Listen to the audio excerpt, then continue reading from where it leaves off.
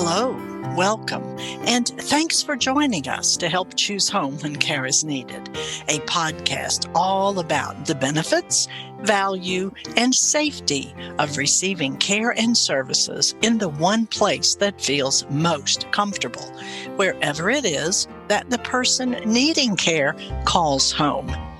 I'm your host, Marilee Orsini, and I've been involved in healthcare at home since 1981. Before we meet today's guest, a brief thank you to our sponsors and partners, the National Association for Home Care and Hospice, Access, and Core Cubed. Today's episode is number 17 of Season 3. Our guest today is Kevin Heraty, Chief Development Officer for Cantata Adult Life Services, located in Brookfield, Illinois. Please help me want you and welcome Kevin Heraty to Help Choose Home. Well, Kevin, thank you so very much for joining us today. It's a real pleasure to have you on the show.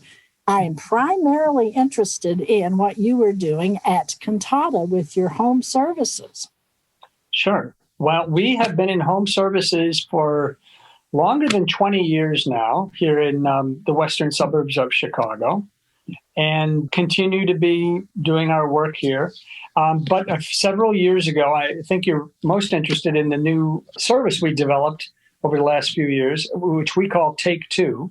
Yes. And several years ago, we noticed that it was getting harder to find good qualified caregivers. We also noticed that many clients didn't like the intrusiveness of having people with them all the time. And we serve a moderate income clientele, so they were having problems affording things. And we also, at the same time, we were looking at technology is developing here. And it's like, how can we look at the way we're doing services and do them better? And we had first thought we would start trying the technology. And this is back in 2013 and 14. And here's something that nobody will disagree with right now. The technology actually works. It's good to know. Yeah. The problem is that we found that we needed to adjust our model. So we came upon an entity in Wisconsin, which was providing services differently to developmentally disabled. We worked with them for a couple of years. We piloted ourselves here locally with about 25 of our clients and found that serving seniors is different than developmentally disabled, but we found that we could modify it to work. And so we started this ourselves in 2016 and then started showing it to others about a year and a half later. And what it is we still do traditional hourly care like most, but what we call Take Two is it's kind of neighborhood care. And it's very much, we serve people who are in close proximity. Their homes are in close proximity, and we have caregivers or teams go to serve them. So they're serving more than one person at a time. They might be serving a number of people in a neighborhood, and they rotate on agreed upon schedules and hours and visits and what they're doing. And it helps us to use our caregivers more efficiently and effectively. We're able to pay them more, which is what was a big part of this, as we were trying to get our caregivers to get a better livable wage and give them more predictability so that they have set staffing times. And then also to pass on savings to our clients. So generally, people who get served in this Take Two methodology generally save anywhere from 20 to 30, sometimes as much as 40% over what they would on an hourly basis. So that's what we do. Paint for me a picture, please, of the client that is your targeted client for this kind of service, because I'm certain there must be an acuity level or something that allows you to be eligible. Yeah. We could not serve under this model people who have a high level of dementia. If they have a mild level of dementia, yes, we can serve them. And it can go generally from a very light need where you might just be checking in on them once a day or a couple times a week to as many. We actually have served clients who have substantial needs where they have overnight needs, and we call those substantial customers. They would be, maybe we visit 8 to 10 times a day. So we can do both. But I would say the usual average client is one who is probably got a moderate need, stays at home, needs help maybe at least a couple of times a day, maybe a third time a day, quite often in the morning to get their day started, and in the evening to end their day and get ready for bed, maybe with a visit during midday for toileting reasons or whatever the need is, meals, etc. So I would say the average client in this is visited maybe 2 to 3 times a day, but we've gone anywhere from once a day to 10 times a day.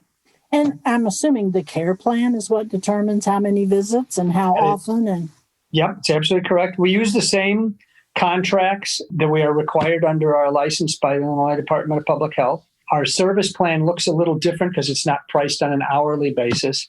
It's basically priced on what we agree with the clients as to what the outcome is, what their plan of care is, what they need, and when we schedule to visit them to deliver the service.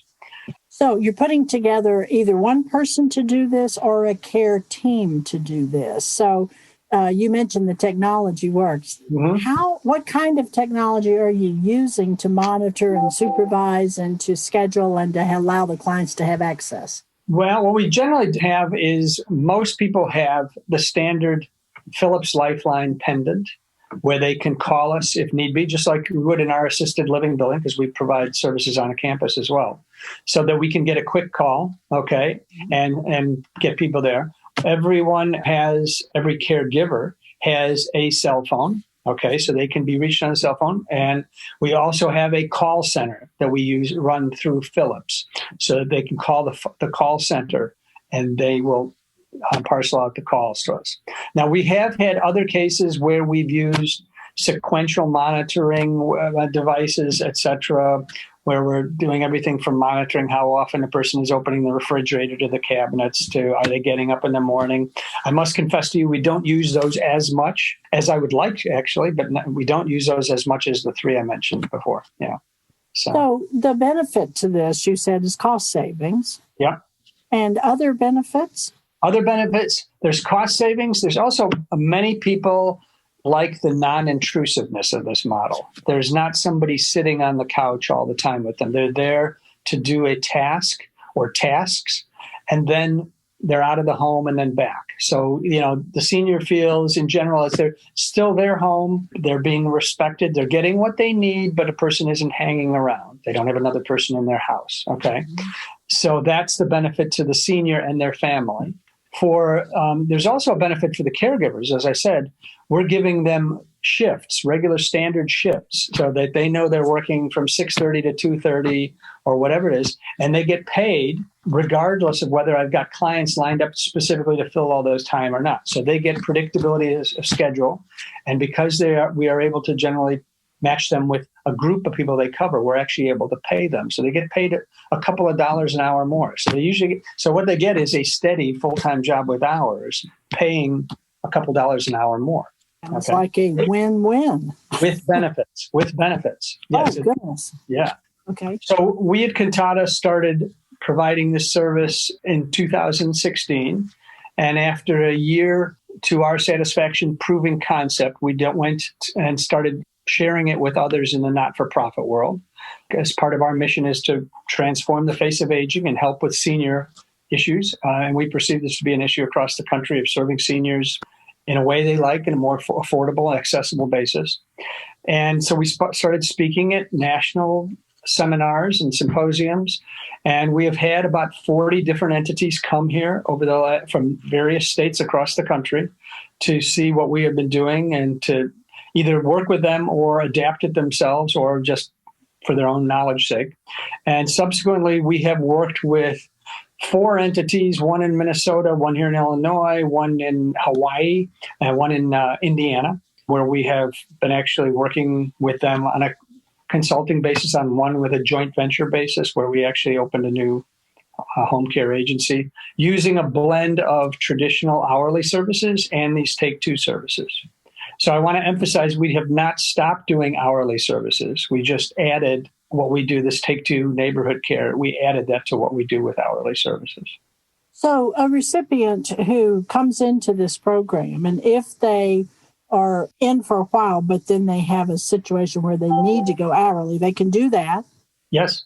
And then come back into the program if they are eligible again in the future? Absolutely. That has happened a number of times. So we've had people who've, as their level of care has increased as time has passed, they've been able to stay in our neighborhood care Take Two program, or we've actually moved them to our hourly services. And in some cases, they've actually moved on to our campus. I should mention, we do have a number of clients we call hybrid clients who we serve through a combination of Take Two services and hourly. So an example of that might be a person needs help in the morning when they get up to, start their day, get groomed, brush their teeth, maybe get breakfast ready, do a load of laundry, what have you, and they just need help, and that gets done in the first half hour or so. But then they need somebody to come back maybe for a set block of hours later in the evening. And so then that would be done by an hourly caregiver. So we have quite a number and have had a number of clients like that over the years. Mm-hmm. Well, talk to me for a minute about Cantata, because you all have been in existence for a long time and have a fairly wide range of services. Yeah. Mm-hmm. Yes, we do. So Cantata, we changed our name in 2012 to Cantata to be more contemporary. Our original entity was the British Home for Retired Men and Women, Inc., which was founded 100 years ago, 1920. And it was at first only for people of British ethnicity. That changed in the 70s and been serving people of all ethnicities and races since the 70s. But as you can imagine, that didn't sound too modern. So we changed the name in 2012. We provide a full array of services on our campus. We have independent living, assisted living, skilled nursing. We have sheltered care as well. And we have been, as I said, we provide and have been providing out in the local communities. We've been providing caregiving services. We also provide handyman services. We provide fitness and therapy for people on our campus and off campus. We have a physician's clinic, which serves people on our campus and off our campus. We have handyman services, which we've been doing for 25 years for people out in the community. So a wide blend of services we provide on our campus and out in the community. And you were on the board of Cantata prior to actually joining Cantata. What was the impetus for you to make that change from volunteer to employee? Oh, I didn't know you knew that. Yeah, actually, I got involved as a banker in the mid-'80s. When we built our independent living building, I was the banker that helped facilitate that.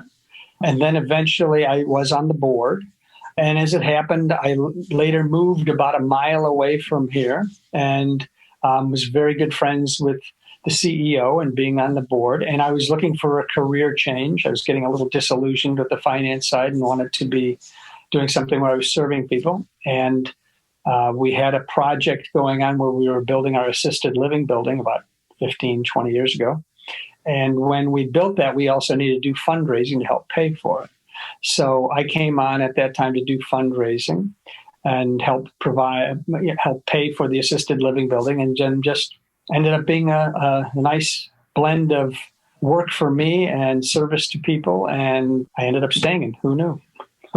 Well, I'm curious, does the model of the congregate care that you're doing, is that financially feasible, or is it supplemented by other funds from Cantata to make it work? No, it's actually financially feasible. One of the things we were looking for was that it was sustainable on its own. So what I would tell you is we haven't run it just by itself. We do run this service in tandem with hourly services to cover the overhead that you have of running a service or a business like this. But it actually has higher margins than the hourly service. And the reason is you don't have to hire as many caregivers, and you spread the services over that. So yes, it is definitely sustainable. And it's the margins in tandem with hourly service margins are probably about 10% higher. Yeah. That is a really interesting model. And, people who, I think what it costs is probably the biggest objection that people have to having care in the home. So when faced with the choice of, do I stay home or do I move elsewhere, it sounds like this is a wonderful bridge, if you will. And I suspect some people stay in this bridge program for a pretty long time. Yes, absolutely. We still have 2 or 3 clients in Take Two who we started with originally in 2016. So they're going on 5 years now. So just like you would have with hourly services. Right. That's really impressive. And it seems to me a logical way to extend hourly services, and particularly with your blended mix. This is a very creative and thank you. That's really wonderful. Kevin, is there something I have not asked you today that you thought you were going to talk about? Oh, no, I thought you might be asking me what it's like finding new caregivers in this market, the market we are serving right now. I also thought you might be asking me, how did Take Two do during COVID when people are going into your house? Well, I would like to know that one. How has COVID affected you? And also, I love the question about caregivers, because right now everyone is saying they absolutely cannot find good caregivers. Yes. The demand is exceeding their capacity to provide. That is absolutely the case with us. And fortunately, what it works with Take Two is, first of all, I don't need as many caregivers to service people because they're serving a team. And it's easier when a client comes and they need to start services immediately. As long as they are in the Take Two neighborhood and we get our care plan worked out with them, we can start the following day. We don't have to wait to hire a caregiver. It's not like I have a stable of caregivers sitting there waiting. I have to go out and find them. And it is very difficult, as your listeners will know, to find good qualified caregivers now. It's actually easier to staff people who have needs that can be served by Take Two because we already have the team in place. Mm-hmm. And as far as the other question about how it has gone with COVID, in the early days in the spring of last year, we probably saw about a 25 to 30% reduction in people using Take Two neighborhood care services for the understandable reason is like, oh, well, you're going into different houses. We're very concerned that you might be bringing in the virus, et cetera. That has dissipated over time so that we don't actually have that problem. New clients will always ask that question, but doesn't seem to be as big a concern. We have obviously adapted our infection control procedures so that people are very careful going in terms of donning and doffing the protective equipment, what they are required to do, et cetera. I think people take a great deal of comfort that we are associated with Cantata so that all our caregivers, just like all of our people who work on campus, we are regularly tested for COVID so that everyone was getting tested. I was getting tested twice a week. So people are getting tested so they know if they're going into their homes, they've been recently tested. In fact, our caregivers now have gotten the first of the vaccination shots, and we get our second one this Saturday, which is probably ahead of most agencies, and that's because we are affiliated with a campus organization.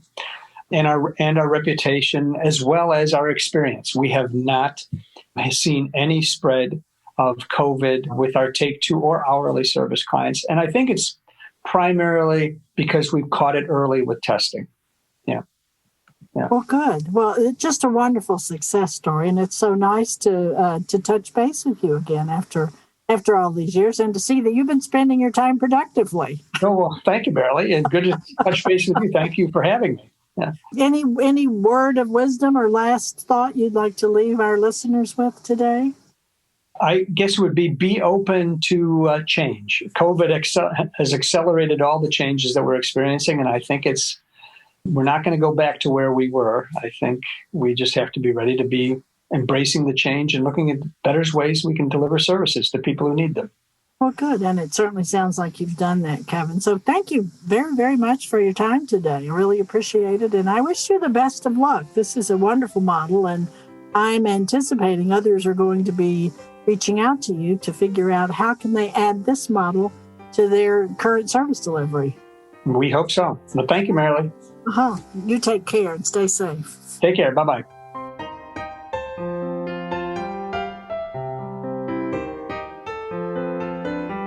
Thank you so much for listening today. And a special thanks to our sponsors and partners, National Association for Home Care and Hospice, Access, and Core Cubed. If you have not done so already, please subscribe to our podcast and take the time to leave a review on Apple Podcast. We are now also on Spotify and most other places where you find podcasts.